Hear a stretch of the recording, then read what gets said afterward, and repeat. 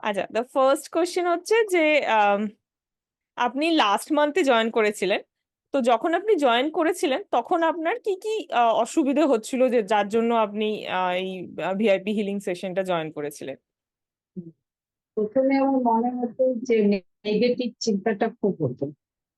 সেটা থেকে আমি এখন অনেক অনেক ভালো আছি। তারপর যে কোনো কোনো খারাপ ঘটনাগুলো আমার ভেতরে আসতো, সেইগুলো থেকেও আমি বেরিয়ে আসতে পেরেছি প্রথমে। এখন আমি অনেক ভালো আছি। Very good. এবার আপনি আরেকটা জিনিস বলুন, যে আহ, আপনার এই যে নেগেটিভ চিন্তাগুলো আপনি করতেন, আপনার কি মনে হয় যে এই চিন্তাগুলোর কারণে আপনার হেলথ বা মানে কিসের ওপর এফেক্ট হতো লাইফে, কোন হ্যাঁ, জিনিসের ওপর আপনার ওগুলোর এফেক্ট হতো? আমার আমার বিশেষ করে যে শরীর অস্থির করতো, হার্টের উপরে বেশি, মানে আহ, বেড়ে যেত সবকিছু, পালসটা বেড়ে যেত এরকম। আচ্ছা, কিন্তু এখন আর ওই সমস্যাগুলো আপনি ফিল করতে পারেন না, তাই তো? হ্যাঁ, হার্টবিট খুব বেড়ে যায়। কিন্তু এখন আপনি সারাদিনই মোটামুটি রিল্যাক্স থাকেন। হ্যাঁ, হ্যাঁ। আর এটা আপনার মোটামুটি এই 30 দিনের মধ্যে আহ কতদিনের মানে মধ্যে আপনি চেঞ্জ গুলো আস্তে আস্তে দেখতে পেয়েছিলেন সেশন নেওয়ার পর থেকে? প্রথম এক সপ্তাহ একটু ছিল, তারপর থেকে আস্তে আস্তে কেটে গেছে। হুম।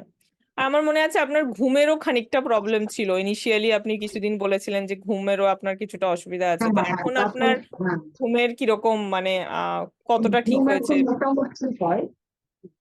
হুম। ঘুম এখন মোটামুটি হয়। বরাবরই তো খুব ভোরে ওঠার অভ্যেস, যার জন্য ঘুমটা ভেঙে গেলে আর হুম, সেটা ঠিক আছে, কারণ একটা বয়সের পর সকালবেলা ঘুম হ্যাঁ, হ্যাঁ, মোটামুটি সবারই পাতলা হয়ে যায়।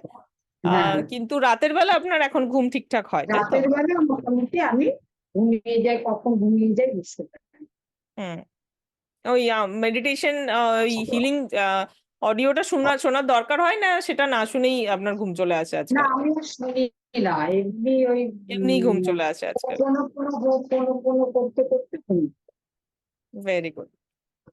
আহ তো এই 30 দিনে আপনি অনেকগুলো বেনিফিটই বললেন, বাট মোস্টলি মানে সবচেয়ে বেশি আপনার কোনটা মনে হয় যে কোন বেনিফিটটা আপনার সবচেয়ে বেশি এফেক্ট হয়েছে আপনার লাস্ট 30 দিনে? যদিও আপনি আরো এখনো 2 মাস আমার সাথে করবেন, এবং আমরা আশা করি আরো অনেক বেনিফিট ফিল করব, বাট এই লাস্ট 30 দিনে আপনার কোনটা মনে হচ্ছে যে সবচেয়ে বড় অ্যাচিভমেন্ট? নেগেটিভ চিন্তাটাই, হুম।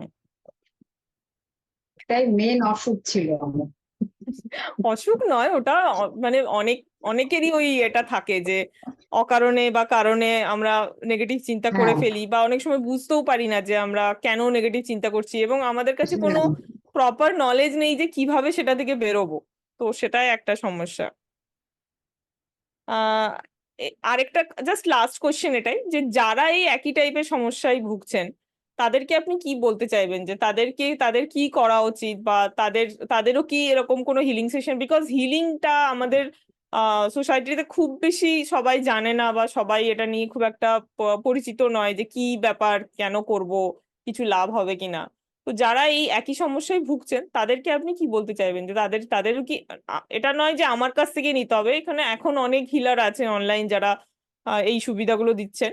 তো তাদেরকে আপনি কি বলবেন, যে তাদের হিলিং সম্বন্ধে তাদেরকে কি বলতে চাইবেন, বা মেডিটেশন সম্বন্ধে আপনি এর আগে মেডিটেশন করতেন কিনা, বা মেডিটেশনের ফলে আপনার কি কি বেনিফিট হয়েছে, এরকম কিছু বলতে চাইবেন?